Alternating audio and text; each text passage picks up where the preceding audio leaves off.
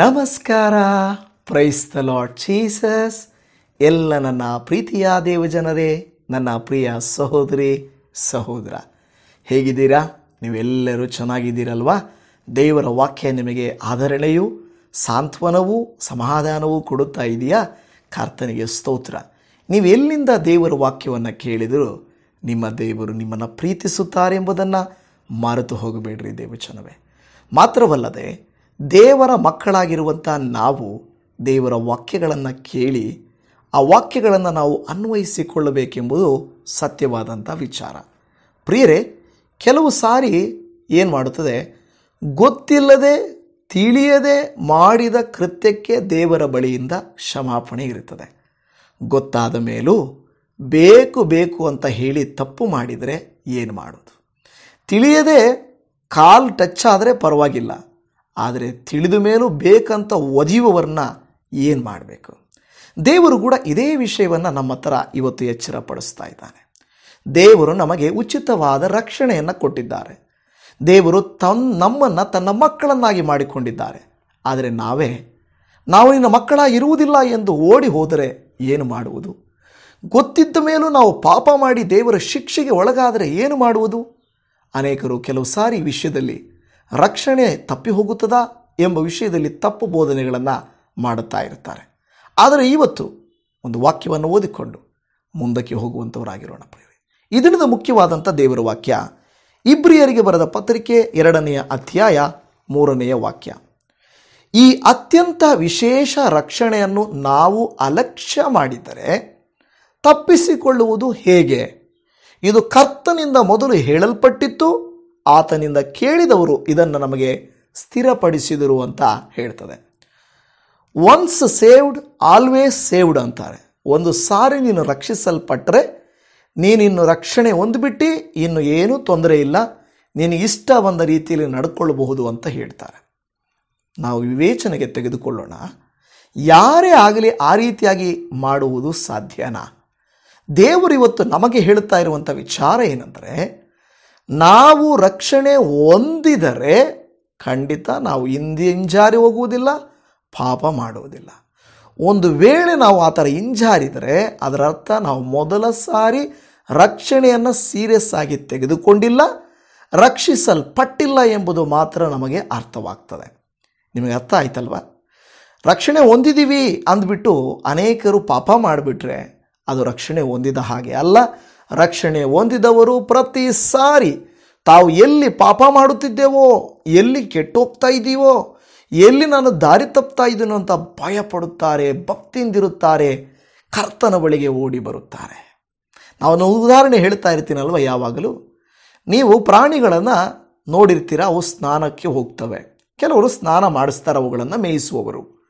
ಹಂದಿಯನ್ನು ಮೇಯಿಸುವವರು ಅದಕ್ಕೆ ಸ್ನಾನ ಮಾಡಿ, ನೀವು ಒಳ್ಳೆ ಸ್ನಾನ ಮಾಡಿಸಿ ಅದಕ್ಕೆ ಪೌಡ್ರ್ ಹಾಕಿ, ಬಟ್ಟೆ ಹಾಕಿ, ಅದಕ್ಕೆ ಎಲ್ಲ ಅದೇನು ಕಪ್ಪು ಕಾಟಿಕೆ ಎಲ್ಲ ಇಟ್ಬಿಟ್ಟು ಒಳ್ಳೆ ರೀತಿಯಲ್ಲಿ ನೀವು ಕಾಲುಗಳಿಗೆ ಸಾಕ್ಸ್ ಎಲ್ಲ ಹಾಕ್ಬಿಟ್ಟು ಒಳ್ಳೆ ಡ್ರೆಸ್ಗೆ ಸಾಕಿದಂಗೆ, ನಾನು ಉದಾಹರಣೆ ಹೇಳ್ತಾ ಇದ್ದೀನಿ, ಅದನ್ನು ನೀನು wow super, you so sweet, ತುಂಬ ಚೆನ್ನಾಗಿ ಮುದ್ದಾಗಿ ಕಾಣಿಸ್ತಾ ಇದೆಯಾ ಅಂತ ಹೇಳಿ ಅದನ್ನು ಬಿಟ್ಟರೆ ಅದು ಹೋಗ್ತಾ ಇರುತ್ತೆ. ಹೋಗುವಾಗ ಆ ಪಕ್ಕದಲ್ಲಿರುವ ಚರಂಡಿ ಹತ್ರ ಹೋಗಿ ಕಾಲು ಜಾರಿಬಿಡುತ್ತೆ. ಕಾಲು ಜಾರಿದಾಗ ಅದರೊಳಗಡೆ ಬಿದ್ದೋಗ್ಬಿಡುತ್ತೆ.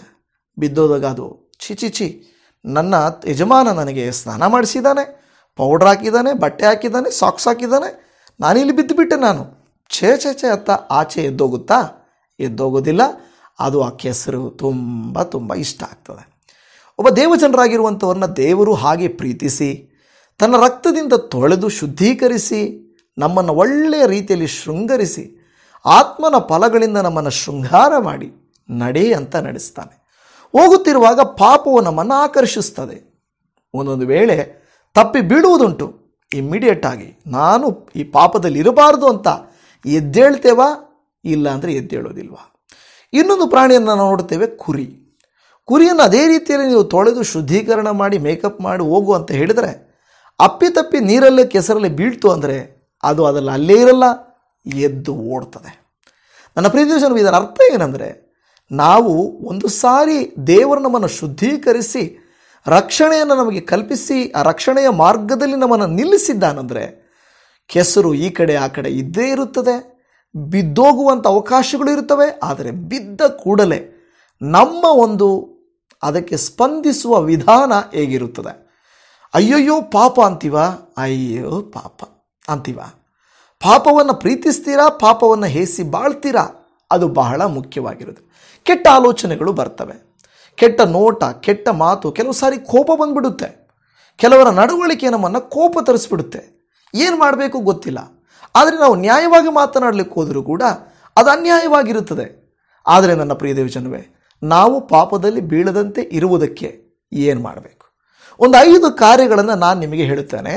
ಈ 5 ಎಚ್ಚರಿಕೆಗಳು ನಮ್ಮ ಜೀವಿತದಲ್ಲಿ ನಮ್ಮನ್ನು ಆ ಎಚ್ಚರಿಕೆ ಕೊಟ್ಟು ರಕ್ಷಣೆಯ ಮಾರ್ಗದಲ್ಲಿ ಇರುವಂತೆ ನಮಗೆ ಸಹಾಯ ಮಾಡ್ತದೆ.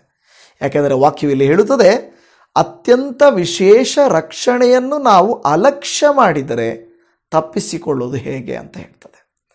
ಅಲಕ್ಷ್ಯ ಮಾಡಿದ್ರೆ ದೇವರೇನು ನಮಗೆ ಓಕೆ ಅಂತಾರೆ ಅಂತ ಅಂದುಕೊಳ್ಳಬಾರದು. ಈ 5 ಎಚ್ಚರಿಕೆಗಳನ್ನು ನಾವು ತಿಳಿದುಕೊಳ್ಳುವಂಥವರು ಆಗಿರಬೇಕು.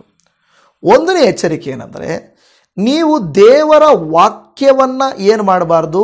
ಅಲಕ್ಷ್ಯ ಮಾಡಬಾರ್ದು ಅಂತ ಹೇಳಿಬಿಟ್ಟು ಈ ಇಬ್ರಿಯ ಬರೆದ ಪತ್ರಿಕೆಯಲ್ಲಿ ಅದರ 2ನೇ ಅಧ್ಯಾಯ ಅದರ 1ರಿಂದ 4 ವಚನಗಳನ್ನು ನೀವು ಓದ್ತೀರಾ. ಎಲ್ಲ ಕಡೆಗಳಲ್ಲಿ ಅದೇ ಹೇಳುತ್ತದೆ. ದೇವರ ವಾಕ್ಯ ನಿಮಗೆ ನನಗೆ ಒಂದು ಕನ್ನಡಿ ಇದ್ದ ಹಾಗೆ, ಒಂದು ಚಮ್ಮಟಿ ಇದ್ದ ಹಾಗೆ, ಇಬ್ಬಾಯಿ ಕತ್ತಿ ಇದ್ದ ಹಾಗೆ. ಇದು ವಾಕ್ಯವನ್ನು ನಮ್ಮನ್ನು ಶುದ್ಧೀಕರಿಸುತ್ತದೆ. ಮೊದಲ ಕೀರ್ತನೆಗಳಲ್ಲಿ 1-2ರಲ್ಲಿ ಹೇಳಿದ ಪ್ರಕಾರವಾಗಿ ಯಾವನು ಯೆಹೋವನ ಧರ್ಮಶಾಸ್ತ್ರದಲ್ಲಿ ಆನಂದ ಪಡುವವನಾಗಿ ಅದನ್ನೇ ಧ್ಯಾನಿಸುತ್ತಿರುವನು ಅವನು ಎಷ್ಟೋ ಧನ್ಯನು ಎಂದು ಹೇಳುತ್ತದೆ. ಕೀರ್ತನೆ 119, 105ರಲ್ಲಿ ಹೇಳುತ್ತದೆ, ನಿನ್ನ ವಾಕ್ಯವು ನನ್ನ ಕಾಲಿಗೆ ದೀಪವು, ನನ್ನ ದಾರಿಗೆ ಬೆಳಕು ಆಗಿದೆ ಅಂತ ಹೇಳುತ್ತದೆ. ಅದೊಂದು ಮಾರ್ಗದರ್ಶನ, ಅದು ನಮಗೆ ಸಹಾಯ ಮಾಡುತ್ತದೆ, ಎಚ್ಚರಿಕೆ ಪಡಿಸ್ಕೊಡ್ತದೆ. ನೀವು ತಪ್ಪು ಮಾಡಬಾರ್ದು, ತಪ್ಪು ದಾರಿ ನಡೆಯಬಾರದು ಅಂತ ಹೇಳ್ತಾ ಇದ್ದಾರೆ. ಆದರೆ ಅನೇಕ ಸಾರಿ ನಾವೇನು ಮಾಡ್ತಾ ಇದ್ವಿ? ಈ ಮೊದಲ ಎಚ್ಚರಿಕೆಯನ್ನು ದೇವರ ವಾಕ್ಯ ಕೊಟ್ಟಾಗ್ಯೂ ಕೂಡ ನಾವೇನು ಮಾಡ್ತೀವಿ ಗೊತ್ತಾ? ಆ ದೇವರ ವಾಕ್ಯವನ್ನು ಅಲಕ್ಷ್ಯ ಮಾಡ್ತಾ ಇರ್ತೀವಿ. ಸೊ ಯಾವಾಗ ನೀವು ದೇವರ ವಾಕ್ಯವನ್ನು ಅಲಕ್ಷ್ಯ ಮಾಡ್ತಾ ಇರ್ತೀರೋ ಅದರ ಅರ್ಥ ನೀವು ರಕ್ಷಣೆಯನ್ನು ಅಲಕ್ಷ್ಯ ಮಾಡ್ತಾ ಇರ್ತೀರ. ಈ 5 ಕಾರ್ಯಗಳು ಏನು ನೀವು ಅಲಕ್ಷ್ಯ ಮಾಡಿದರೆ ಅದರ ಸೂಚನೆ ಏನಂದರೆ ನೀವು ರಕ್ಷಣೆಯನ್ನು ಅಲಕ್ಷ್ಯ ಮಾಡ್ತಾ ಇದ್ದೀರಾ. ಕೆಲವರಿಗೆ ವಾಕ್ಯ ಅಂದರೆ ಆಗಲ್ಲ, ಸುಮ್ಮನೆ ಕ್ರೈಸ್ತರು, ಹೆಸರಿಗೆ ಮಾತ್ರ ಕ್ರೈಸ್ತರು. ಆದರೆ ಕುಟುಂಬದಲ್ಲಿ ನೋಡುವಾಗ ಅರ್ಥ ಆಗ್ತದೆ ಅವರು ಎಂಥ ಕ್ರೈಸ್ತರು ಅಂತ. ಆದರೆ ಅವರು ಬೇರೆಯವ್ರ ಕಡೆ ಕೈ ತೋರಿಸ್ತಾರೆ, ನೀವೆಂಥ ಕ್ರೈಸ್ತರು ಅಂತ ಹೇಳ್ತಾ ಇರ್ತಾರೆ. ಇವತ್ತು ಮೊದಲನೇದು, ವಾಕ್ಯಾನುಸಾರವಾಗಿ ವಾಕ್ಯವನ್ನು ನಿರ್ಲಕ್ಷ್ಯ ಮಾಡಿದವರು ರಕ್ಷಣೆಯನ್ನು ನಿರ್ಲಕ್ಷ್ಯ ಮಾಡ್ತಾರೆ ಎಂಬುದು ಇದರ ಸತ್ಯಾಂಶ. 2ನೇದೇನೆಂದರೆ, ನಿಮ್ಮ ಹೃದಯಗಳನ್ನು ಕಠಿಣಗೊಳಿಸಬೇಡಿರಿ. ದೇವರ ವಾಕ್ಯಕ್ಕೆ ನೀವೇನು ಮಾಡಬಾರ್ದು? ಹೃದಯಗಳನ್ನು ಕಠಿಣಗೊಳಿಸಿಕೊಳ್ಳಬಾರದಂತೆ. ನೀವು ಇಬ್ರಿಯ 3:7ರಿಂದ 19 ಈ ವಾಕ್ಯಗಳು ಜಾಸ್ತಿ ಇದ್ದಾವೆ, ನಾನು ಅದಕ್ಕೆ ಓದಿಲ್ಲ. 3ನೇ ಅಧ್ಯಾಯ 7ರಿಂದ 19 ವಚನಗಳ ತನಕ ನೀವು ನೋಡಿದ್ರೆ ನಿಮ್ಮ ಹೃದಯಗಳನ್ನು ಕಠಿಣ ಮಾಡಿಕೊಳ್ಳಬೇಡ್ರಿ ಅಂತ ಹೇಳ್ತದೆ. ಯಾಕೆ? ದೇವರ ವಾಕ್ಯ ಹೇಳುತ್ತದೆ, ನಾವೇನಾದರೂ ನಮ್ಮ ಹೃದಯ ಕಠಿಣ ಮಾಡಿಕೊಂಡ್ರೆ ಕಲ್ಲು ಬಂಡೆ ಥರ ಇದ್ದರೆ ಆ ಕಲ್ಲು ಬಂಡೆ ಮೇಲೆ ದೇವರ ವಾಕ್ಯವೆಂಬ ಬೀಜಗಳು ಬಿದ್ದರೆ ಅದು ಒಂದು ವೇಳೆ ಸ್ವಲ್ಪ ಮಣ್ಣಿಗೆ ಬೆಳಿಬೋದೇನೋ, ಆದರೆ ಬೇರುಗಳು ಒಳಕ್ಕೆ ಹೋಗಲ್ಲ. ಯಾಕೆಂದರೆ ಕಠಿಣ ಹೃದಯ, ಕಲ್ಲಾದ ಹೃದಯ ನಮ್ಮ ಜೀವಿತವನ್ನು ಅದು ಹಾಳು ಮಾಡ್ತದೆ. ಹಲ್ಲೆಲೂಯಾ. ಇದು ನನ್ನ ಪ್ರಿಯ ದೇವಜನವೇ, ನೀವು ನಾನು ಆ ಕಠಿಣ ಹೃದಯವುಳ್ಳವರಾಗಿ ಇರಬಾರದೆಂಬುದು ದೇವರ ವಾಕ್ಯವು ಎಚ್ಚರಿಸ್ತಾ ಇದೆ. ಎಷ್ಟೋ ಜನರು ಬೈಬಲಲ್ಲಿ ಕಠಿಣವುಳ್ಳವರಾಗಿದ್ದರು. ಕರ್ತನವರ ಫರೋಹನನ್ನು ನಾವು ನೋಡುತ್ತೇವೆ, ಕಠಿಣ ಹೃದಯವುಳ್ಳವನು. ಅವನ ಹೃದಯವನ್ನು ದೇವರು ಕಠಿಣ ಮಾಡಿದನು, ಇನ್ನೂ ಕಠಿಣ ಮಾಡಿದನು ಅಂತ ನಾವು ನೋಡ್ತಾ ಇದ್ದೇವೆ. ಕೆಲವು ಸಾರಿ ನಮ್ಮ ಜೀವಿತಗಳು ಇದೇ ರೀತಿಯಲ್ಲಿ ಕೆಲವು ನಮ್ಮವರು ಕಠಿಣ ಆಗಿಬಿಡ್ತಾರೆ. ನೀವೆಷ್ಟೇ ಪ್ರೀತಿಗಾಗಿ ಆತುರಿದ್ರು, ಕುಟುಂಬದಲ್ಲಿ ಒಳ್ಳೆಯವರಾಗಲಿ ಅಂತ ನೀವು ಆತುರಿದ್ರು, ಅವರ ಕಲ್ಲು ಬಂಡೆ, ಅವರ ಮನಸ್ಸು, ಅವರ ಹೃದಯ, ಅವರ ಮಾತು, ಅವರ ಜೀವನ ಕಠಿಣವೇ ಹೊರತು ಮೃದು ಆಗಲಿಕ್ಕೆ ಸಾಧ್ಯವೇ ಇಲ್ಲ ಎಂದು ದೇವರ ವಾಕ್ಯ ಹೇಳ್ತಾ ಇದೆ. ಇವತ್ತು ಈ ವಾಕ್ಯವನ್ನು ಆಲಿಸುತ್ತಿರುವಂಥ ನನ್ನ ಪ್ರಿಯ ದೇವಜನವೇ, ಮೊದಲನೇ ಚಿಹ್ನೆ ಏನೆಂದರೆ ನಾವು ದೇವರ ವಾಕ್ಯವನ್ನು ನಿರ್ಲಕ್ಷ್ಯ ಮಾಡುವುದು. 2ನೇದು, ನಮ್ಮ ಹೃದಯಗಳನ್ನು ಕಠಿಣ ಮಾಡಿಕೊಳ್ಳುತ್ತಿದ್ದರೆ. ಕೆಲವು ಸಾರಿ ನಿಮ್ಮ ಮಕ್ಕಳನ್ನು ನೋಡಿರ್ತೀರಾ, ವಾಕ್ಯ ಅಂದರೆ ಅದರರ್ಥ ಅವರ ರಕ್ಷಣೆಗೆ ದೂರವಾಗಿದ್ದಾರೆ ಅಂತ ಅರ್ಥ. ವಾಕ್ಯ ಅಂದರೆ ಸಾಕು, ಪ್ರಾರ್ಥನೆ ಅಂದರೆ ಸಾಕು, ಬೇಡ ಬೇಡ ಬೇಡ ಬೇಡ. ಕೆಲವರು ಬೇಕಾಗಿ ಭಾನುವಾರನೇ ಬೇಕಾಗಿ ಪ್ರಾರ್ಥನೆ ಇರುವಾಗಲೇ ಕೆಲಸಗಳು ಬೀಳ್ತವೆ, ಬೇಕಾಗಿಯೇ. ಅದರರ್ಥ ಅವರು ಬೇಕಾಗಿ ಅವರೇ, ಅಯ್ಯೋ ಇವತ್ತು ಮದುವೆ ಇದೆ ಪಾಸ್ಟ್ರೆ, ಅಯ್ಯೋ ಹೋದ ವಾರನ ಬರ್ತ್ಡೇ ಇತ್ತು ಪಾಸ್ಟ್ರೆ, ಅಯ್ಯೋ ಹುಷಾರಿರಲಿಲ್ಲ ಪಾಸ್ಟ್ರೆ. ಒಂದೊಂದು ವಾರಕ್ಕೆ ಒಂದೊಂದು ಉದಾಹರಣೆಯನ್ನು ಅವರು ಇಟ್ಕೊಂಡಿರ್ತಾರೆ ಹೇಳಲಿಕ್ಕೆ, ಏನು ಹೇಳೋಣ ಅಂತ. ನಿಜವಾಗಿಯೂ ತೊಂದರೆ ಆಗಿದ್ದರೆ ಓಕೆ, ಆದರೆ ನಿಜವಾಗಿ ಏನೂ ಇಲ್ಲದೆ ಅವರು ಆ ರೀತಿಯಾಗಿ ಬೆಳೆಯುವುದು ತುಂಬ ತುಂಬ ಒಳ್ಳೆಯದಲ್ಲ. ನನ್ನ ಪ್ರಿಯ ದೇವಜನವೇ, ಇವತ್ತು ನೀವು ನಾನು ಈ ರೀತಿಯಾಗಿ ದೇವರ ವಾಕ್ಯ ನಿರ್ಲಕ್ಷ್ಯ ಮಾಡಿದೆ ರಕ್ಷಣೆಯನ್ನು ನಿರ್ಲಕ್ಷ್ಯ ಮಾಡ್ತಾ ಇದ್ದೀವಿ. ಒಂದು ವೇಳೆ ನಮ್ಮ ಹೃದಯವನ್ನು ಕಠಿಣ ಮಾಡ್ಕೊಳ್ತಾ ಇದ್ದರೆ ನಮ್ಮ ರಕ್ಷಣೆಯನ್ನು ನಾವು ಏನು ಮಾಡ್ತಾ ಇದ್ದೀವಿ, ನಿರ್ಲಕ್ಷ್ಯ ಮಾಡ್ತಾ ಇದ್ದೀವಿ ಅಂತ ನಾವು ನೋಡ್ತಾ ಇದ್ದೀವಿ. ಮೂರನೇದಾಗಿ, ದೇವರ ವಾಕ್ಯಕ್ಕೆ ಕಿವಿಗೊಡದ ಕಿವಿಡನಾಗಿರಬೇಡ. ಕೆಲವು ಸಾರಿ ಕಿವಿ ಕೇಳಿಸ್ತದೆ ಕೆಲವರಿಗೆ, ಆದರೆ ದೇವರ ಎಚ್ಚರಿಕೆಯ ನುಡಿಗಳಿಗೆ ಕಿವಿಗೊಡೋದೇ ಇಲ್ಲ. ನಾನು ಯಾಕೆ ಕಿವಿಗೊಡಬೇಕು? ಆ ತಂದೆ ತಾಯಿಗಳು ಹೇಳ್ಕೊಡ್ತಾ ಇರ್ತಾರೆ, ಪ್ರಾರ್ಥನೆ ಮಾಡು, ವಾಕ್ಯ ಹೇಳು, ಆಲಯಕ್ಕೆ ಹೋಗು, ಪ್ರಾರ್ಥನೆಗಳಿಗೆ ಬಾ, ಏನಾದರೂ ಹೇಳ್ತಾ ಇರ್ತಾರೆ, ಕಿವಿಗೊಡುವುದಿಲ್ಲ. ಅಂದರೆ ಒಂದು ಹೃದಯ ಕಠಿಣ, ಇನ್ನೊಂದು ಕಿವುಡು, ಕೇಳಿಸಿದರೂ ಕೂಡ ಕೇಳಿಸ್ತಾ ಹಾಗೆ. ಪ್ರಿಯರೇ, ಆ ರೀತಿಯಾಗಿ ನೀವು do not become deaf to the word of god.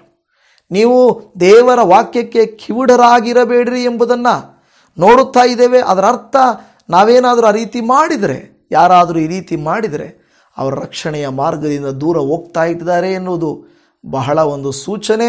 ಅದು ದೇವರು ನಮಗೆ ಕೊಡುವಂಥ ಎಚ್ಚರಿಕೆಯಾಗಿದೆ. ಇವತ್ತು ನೀವು ವಾಕ್ಯವನ್ನು ಕೇಳುತ್ತಿರುವಂಥ ನಿಮ್ಮ ಜೀವಿತದಲ್ಲಿ ಇನ್ನೂ ಕೆಲವು ವಾಕ್ಯಗಳಿದ್ದಾವೆ, ಅದನ್ನು ನಾನು ತೋರಿಸ್ತೇನೆ. ಆದರೆ 4ನೆಯ ಕಾರ್ಯ ಏನೆಂದರೆ, ನಾವು ನೋಡುತ್ತೇವೆ ಇದೇ ಇಬ್ರಿಯ 10ನೇ ಅಧ್ಯಾಯದಲ್ಲಿ 26ರಿಂದ 36 ವಚನ ತನಕ ನೀವು ನೋಡಿದ್ರೆ, ನೀವು ದೇವರ ವಾಕ್ಯವನ್ನು ಧಿಕ್ಕರಿಸಬೇಡ್ರಿ.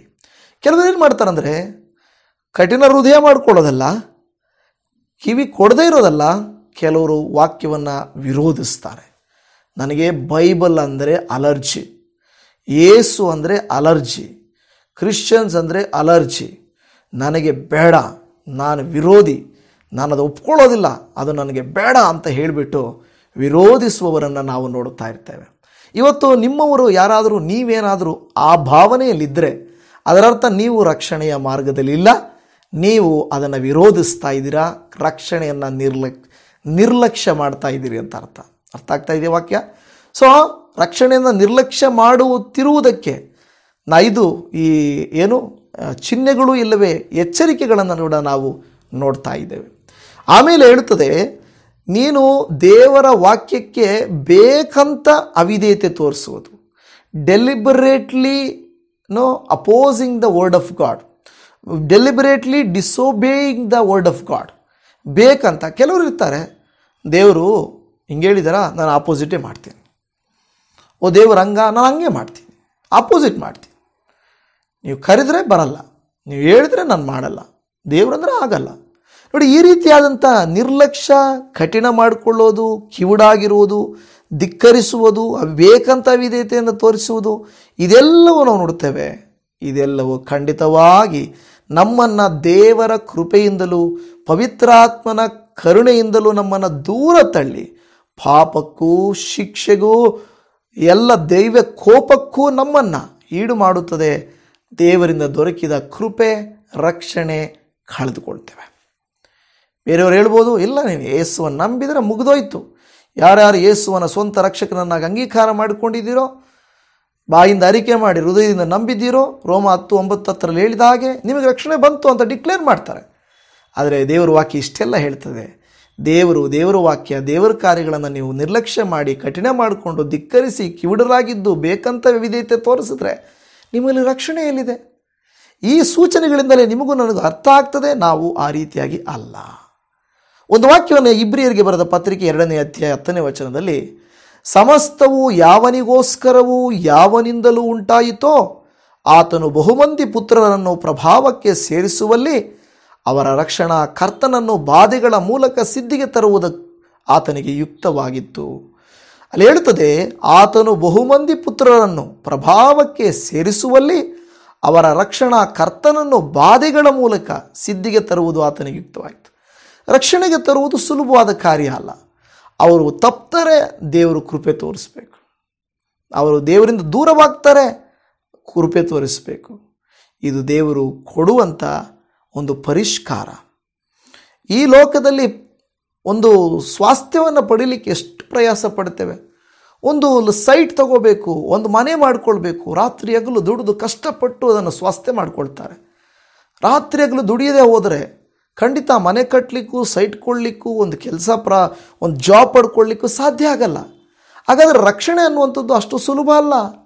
ಅದನ್ನು ಪ್ರಯಾಸಪಟ್ಟು ಅದನ್ನು ಹೊಂದಿಕೊಳ್ಳಬೇಕೆಂಬುದು ದೇವರ ವಾಕ್ಯ ಹೇಳುತ್ತಿರುವಂಥ ಮಾತಾಗಿದೆ. ಈ ವಾಕ್ಯವನ್ನು ಆಲಿಸುತ್ತಿರುವಂಥ ನನ್ನ ಪ್ರೀತಿಯ ದೇವಜನವೇ, ಇಬ್ರಿಯರಿಗೆ ಬರೆದ ಪತ್ರಿಕೆ 2ನೇ ಅಧ್ಯಾಯ 5ನೇ ವಚನದಲ್ಲಿ ನಾವು ಪ್ರಸ್ತಾಪಿಸುವ ಮುಂದಣ ಸಾಮ್ರಾಜ್ಯವನ್ನು ಆತನು ದೇವದೂತರಿಗೆ ಅಧೀನ ಮಾಡಲಿಲ್ಲವಲ್ಲ. ನೋಡಿ, ಈ ಪ್ರಸ್ತಾಪ ಮಾಡಿರುವಂಥ ಇದನ್ನು ನಾವು ದೇವದೂತನಿಗೆ ಆತನು ಕೊಡಲಿಲ್ಲ, ನಮಗೋಸ್ಕರ ಪರಲೋಕವನ್ನು, ಸಾಮ್ರಾಜ್ಯವನ್ನು ಆತನು ಇಟ್ಟಿದ್ದಾನೆ ಎಂದು ದೇವರ ವಾಕ್ಯ ಹೇಳುತ್ತಾ ಇದೆ. ಆದ್ದರಿಂದ ನಾವೇನು ಮಾಡಬೇಕು? ಈ ಇಬ್ರಿಯ 1:3, 2:11, 17ನೇ ವಾಕ್ಯದಲ್ಲಿ ನೀವು ನೋಡಿದ್ರೆ, ನಮ್ಮನ್ನು ನಾವು ಪಾಪಗಳಿಂದ ಪರಿಶುದ್ಧಗೊಳಿಸಿಕೊಳ್ಳಬೇಕು, ಶುದ್ಧೀಕರಣ ಮಾಡಿಕೊಳ್ಳಬೇಕು. ಮೊದಲನೇದಾಗಿ ನಾವೇನು ಮಾಡಬೇಕು? ನಮ್ಮನ್ನು ಪ್ಯೂರಿಫಿಕೇಷನ್ ಫ್ರಮ್ ಅವರ್ ಸಿನ್ಸ್, ನಮ್ಮ ಪಾಪಗಳಿಂದ ನಾವು ಪರಿಶುದ್ಧಗೊಳಿಸಿಕೊಳ್ಳಬೇಕು. ಎರಡನೇ ಕಾರ್ಯ, ನಮ್ಮನ್ನು ಮರಣಕ್ಕೆ ಈಡು ಮಾಡುವುದಕ್ಕೆ ಭಯಪಟ್ಟು ನಾವು ಜೀವಿಸುವಂಥವರಾಗಿರಬೇಕು. ಅಯ್ಯೋ, ನಾನು ಈ ಥರ ಮಾಡಿದರೆ ನನಗೆ ನರಕ, ನನಗೆ ಮರಣ ಸಿಗ್ತದೆ, ನಾನು ಯಾಕೆ ಮಾಡಬೇಕು? ಅದರಿಂದ ನನಗೆ ಸ್ವಾತಂತ್ರ್ಯ ಬೇಕು, ಅದರಿಂದ ನನಗೆ ಬಿಡುಗಡೆ ಬೇಕು. ಆ ಮರಣದಿಂದ ನಿತ್ಯ ಮರಣ, ಇಲ್ಲಾದರೂ ಸಾಧಾರಣ ಮರಣ. ಆದರೆ ನಾವೆರಡನೇ ಸಾರಿ ಮರಣಿಸಿದರೆ ತಿರುಗಿ ಅದಕ್ಕೆ ಜೀವನೇ ಇಲ್ಲ. ಅದು ನಿತ್ಯ ನರಕ, ನಿತ್ಯ ಅಗ್ನಿ, ನಿತ್ಯವಾದದ್ದು. ಅದನ್ನು ಕಳ್ಕೊಳ್ಳುವುದಕ್ಕೆ, ಅದನ್ನು ಹಾಳು ಮಾಡುವುದಕ್ಕೆ ದುಷ್ಟರು ಬೋಧನೆಗಳು ಅನೇಕವಿದ್ದಾವೆ. ನಾವಾದರೂ ಆ ರೀತಿಯಾಗಿರಬೇಕು, ಇರಬಾರ್ದು. ಹಾಗಾದರೆ ಇದರಿಂದ ತಪ್ಪಿಸಿಕೊಳ್ಳುವಕ್ಕೆ ಇರುವಂಥ ಮಾರ್ಗ ಏನಂದರೆ, ನಮ್ಮನ್ನು ಪರಿಶುದ್ಧರಾಗಿಟ್ಟುಕೊಂಡಿರಬೇಕು, ಆ ಒಂದು ಎರಡನೇ ಮರಣಕ್ಕೆ ಭಯಪಡುವವರಾಗಿರಬೇಕು, ಮತ್ತು ದೇವರ ಬಳಿಗೆ ನಾವು ಹತ್ತಿರವಾಗಬೇಕು. ಯಾರ ಸಂಗಡ ನಾವು ಇರ್ತೇವೋ ಅದೇ ಗುಣ, ಅದೇ ಆಲೋಚನೆ, ಅದೇ ಕಾರ್ಯಗಳು ಬರ್ತವೆ. ದೇವರೊಟ್ಟಿಗೆ ನೀವಿದ್ದೀರಾ, ದೇವರ ಗುಣ ದೇವರಲ್ಲೇ ಇರಬೇಕು. ಎಷ್ಟು ಕಷ್ಟ ಆದರೂ ಪರವಾಗಿಲ್ಲ, ಏನಾದರೂ ಪರವಾಗಿಲ್ಲ, ನನಗೇನಾದರೂ ಪರವಾಗಿಲ್ಲ, ನಾನು ಇಲ್ಲ, ದೇವರ ಮಗನಾಗೇ ಇರಬೇಕು. ಮದುವೆ ತಡ ಆಯಿತು, ಮಕ್ಕಳಾಗೋ ತಡ ಆಯಿತು, ಕೆಲಸ ಸಿಗೋ ತಡ ಆಯಿತು, ಕುಟುಂಬ ಸರಿಯಾಗೋ ತಡ ಆಯಿತು. ಆದರೂ ನಾವೇನು ಮಾಡ್ತೀವಿ? ನನಗಿದೆಲ್ಲ ಮುಖ್ಯ, ನನಗೆ ಅದು ಮುಖ್ಯ, ಆದರೂ ನಾನು ಕಾಯ್ತೇನೆ ಅಂತ ನಿಲ್ಲುವವರೆಗೆ ದೇವರು ಸಹಾಯ ಮಾಡ್ತಾರೆ ಹೊರತು ಸೋತು ಹೋಗುವವರೆಗೆ ದೇವರು ಸಹಾಯ ಮಾಡೋದಿಲ್ಲ. ಖಂಡಿತ ದೇವರು ಸಹಾಯ ಮಾಡಲಿಕ್ಕಿದ್ದಾನೆ, ನೀವು ನಾನು ಕೇಳಿದರೆ ಆತನು ಸಹಾಯ ಮಾಡ್ತಾನೆ. ಆದರೆ ನಾವಾಗಿ ಓಡುವವರಿಗೆ ದೇವರು ಏನು ಮಾಡೋಕ್ಕಾಗಲ್ಲ. ನೋಡಿ, ಬೇಕಾದರೆ ಒಂದು ವಾಕ್ಯವನ್ನು ಓದಿಕೊಳ್ಳೋಣ. 2 ಕೊರಿಂಥದವರಿಗೆ ಬರೆದ ಪತ್ರಿಕೆಯಲ್ಲಿ 6ನೇ ಅಧ್ಯಾಯ 2ನೇ ವಚನದಲ್ಲಿ, ಪ್ರಸನ್ನತೆಯ ಕಾಲದಲ್ಲಿ ನಿನ್ನ ಮನವಿಯನ್ನು ಕೇಳಿದೆನು, ರಕ್ಷಣೆಯ ದಿನದಲ್ಲಿ ನಿನಗೆ ಸಹಾಯ ಮಾಡಿದೆನು ಎಂದು ದೇವರು ಹೇಳುತ್ತಾನಲ್ಲ. ಈಗಲೇ ಆ ಸುಪ್ರಸನ್ನತೆಯ ಕಾಲ, ಇದೇ ಆ ರಕ್ಷಣೆಯ ದಿನ. ನೋಡಿ, ದೇವ್ರ ವಾಕ್ಯ ಎಷ್ಟು ಸ್ಪಷ್ಟವಾಗಿ ಹೇಳ್ತಾ ಇದೆ. ಪ್ರತಿದಿನ ದೇವರು ಹೇಳ್ತಾನೆ, ಮಗಳೇ, ಇದೇ ಸುಪ್ರಸನ್ನತೆಯ ಕಾಲ, ಇದೇ ಸಮಯ, ಇದೇ ರಕ್ಷಣೆಯ ದಿನ. ಈಗ ಈ ದಿನದಲ್ಲಿ ನಾನು ನಿನಗೆ ಸಹಾಯ ಮಾಡ್ತೇನೆ. ಇವತ್ತು ಇಲ್ಲಿರುವ ನೀವು, ನಾನು, ದೇವರೇ ನನಗೆ ಸಹಾಯ ಮಾಡಪ್ಪ, ನನಗೆ ರಕ್ಷಣೆ ಹೊಂದಲಿಕ್ಕೆ ನನಗೆ ಕೃಪೆ ತೋರಿಸಯ್ಯ.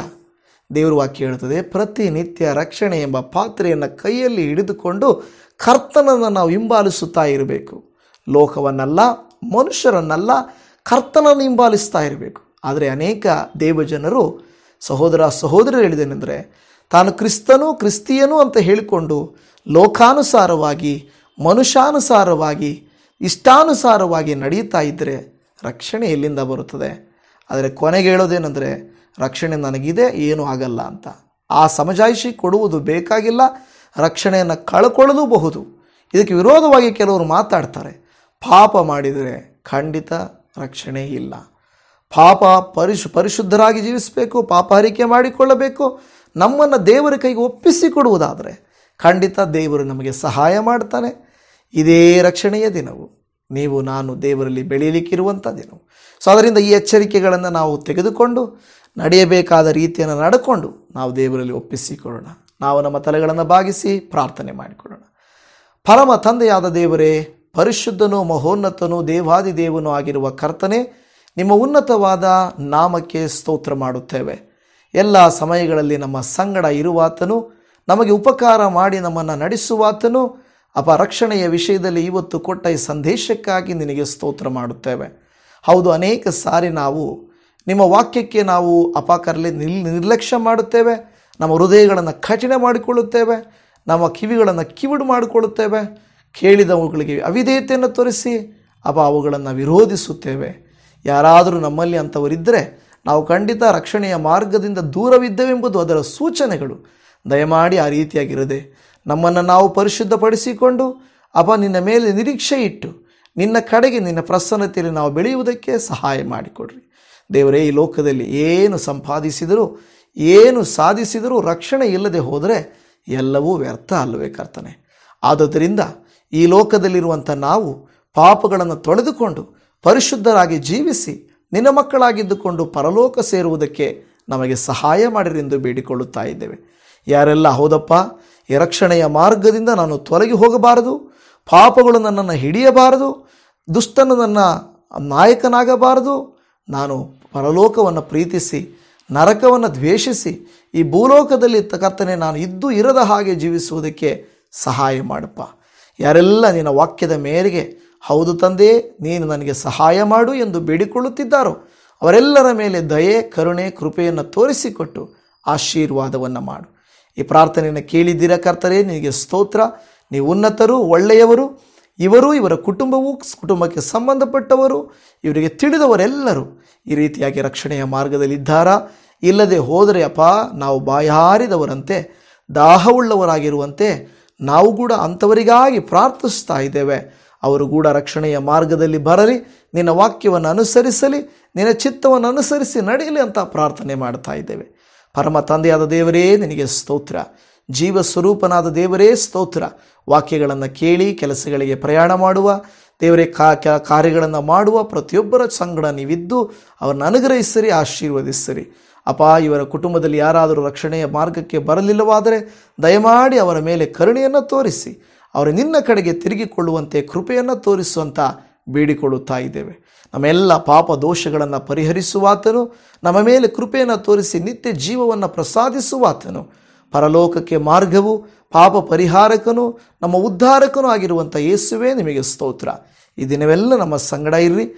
ಪ್ರತಿದಿನ ಇದೇ ರಕ್ಷಣೆ ದಿನ ಅಂತ ತಿಳ್ಕೊಂಡು ನಾವು ನಿಮ್ಮಲ್ಲಿ ಭಕ್ತಿಯಿಂದ ದೇವರೇ ನಿಮ್ಮ ಪ್ರಸನ್ನತೆಯಲ್ಲಿ ನಾವು ಇರುವುದಕ್ಕೆ ನಮಗೆ ಸಹಾಯ ಮಾಡಿಕೊಡ್ರಿ. ಪ್ರಾರ್ಥನೆ ಕೇಳಿದಕ್ಕಾಗಿ ನನಗೆ ಕೋಟ್ಯಾನುಕೋಟಿ ವಂದನೆಗಳು ಸ್ವಾಮಿ.